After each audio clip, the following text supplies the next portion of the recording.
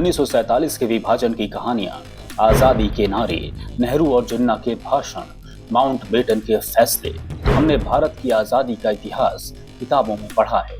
लेकिन कहा जाता है कि इस पूरी प्रक्रिया में एक ऐसा नक्शा भी शामिल था जिसने सबको हैरान कर दिया। एक नक्शा जो स्वतंत्र भारत की सीमाएं दिखाने के लिए रखा गया, लेकिन बाद में दावा किया गया वो नक्शा अधूरा था, गलत था और असली भी नहीं था। आज द साइलेंस फाइल्स में हम आपको उस रहस्यमयी नक्शे के बारे में बताएंगे, वो नक्शा जिसके बारे में कहा जाता है कि इसने भारत और पाकिस्तान की किस्मत बदल दी, वो नक्शा जिसे ब्रिटिश हुकूमत ने तबाह कर रखा और जिसके बारे में इतिहास की किताबों में बहुत कम लिखा गया। कहा जाता है कि सितंबर 1946 में भारत के अंतिम वायसरॉय लॉर्ड माउंटबेटन के सामने एक नक्शा रखा गया। ये नक्शा ब्रिटिश सर्वे ऑफ इंडिया ने तैयार किया था। इसमें उस भारत की तस्वीर दिखाई गई थी जो स्वतंत्र होने वाला था, लेकिन दावा है कि इस नक्शे में कई बड़े हिस्से छूट गए थे।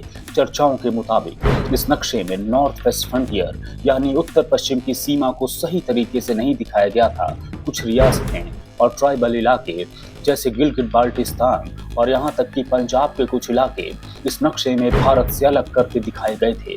कहा जाता है कि यही वो हिस्सा था जिसे बाद में पाकिस्तान का हिस्सा बता दिया गया।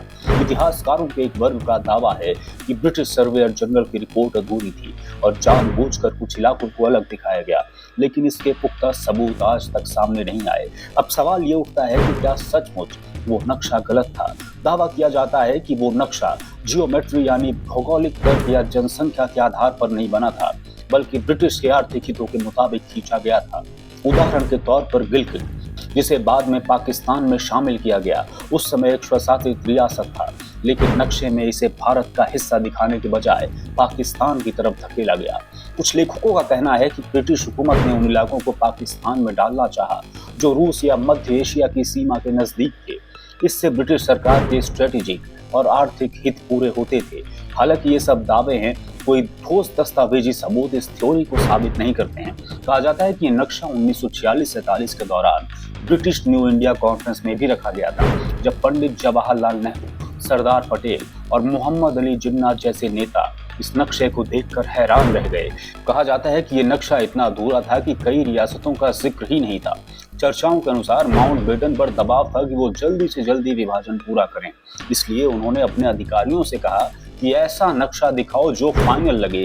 ये नक्शा फिर कांग्रेस नेताओं के सामने रखा गया, लेकिन चर्चा के दौरान इसे खारिज कर दिया गया। इतिहास में एक दिलचस्प दावा ये भी किया जाता है कि माउंटबेटन ने अपने सचिव को आदेश दिया था कि ये मैप पब्लिक डोमेन यानी आम जनता की नजरों में कभी ना आए।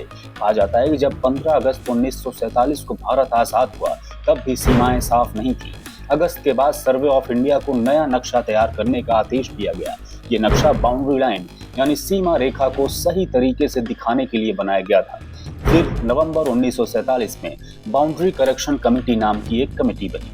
इस कमेटी ने संसद के सामने एक सुधारित नक्शा रखा और बताया कि पुराने नक्शे में कई गलतियां थीं, लेकिन ये रिपोर्ट और नक्शा कहा जाता है कि बाद में कई भाषाओं के दस्तावेजों में दबा दिए गए और संसद के रिकॉर्ड से हटा दिए गए। पाकिस्तान के प्रवक्ताओं ने भी बाद में बयान दिया कि जो नक्शा दिखाया गया था वो असली नहीं था। कुछ भारतीय इतिहासकारों का मानना है कि ये नक्शा ब्रिटिश कॉन्स्पिरेसी यानी राजनीतिक चाल का हिस्सा था। उनका कहना है कि ब्रिटिश ने जानबूझकर कुछ सीमाओं को अधूरा दिखाया ताकि भविष्य में भारत और पाकिस्तान के बीच विवाद बना रहे। कुछ इतिहासकार इसे ब्रिटिश कॉन्स्पिरेसी मैप कहते हैं, वहीं कुछ आधुनिक इतिहासकार इस थ्योरी को महज अटकलें बताते हैं। कहा जाता है कि 1951 की जनगणना भी उसी नक्शे के आधार पर हुई, लेकिन आंकड़े वास्तविक सीमा से मेल नहीं खाते थे। अब सवाल ये है कि क्या वाकई वो नक्शा मौजूद था? क्या वो नक्शा सचमुच फर्जी था या ये सब सिर्फ एक कहानी है?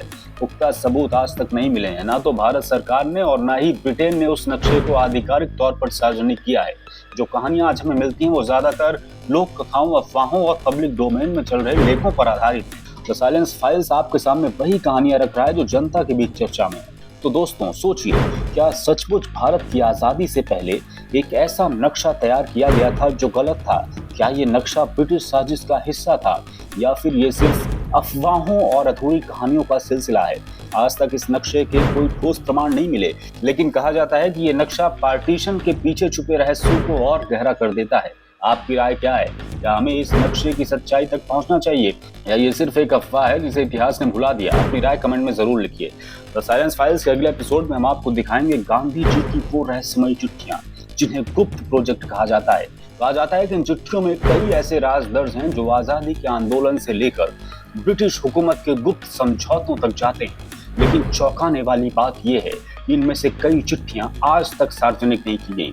क्या गांधी जी ने वाकई कोई गुप्त योजना लिखी थी, या ये सब सिर्फ एक अफवाह और रहस्य है?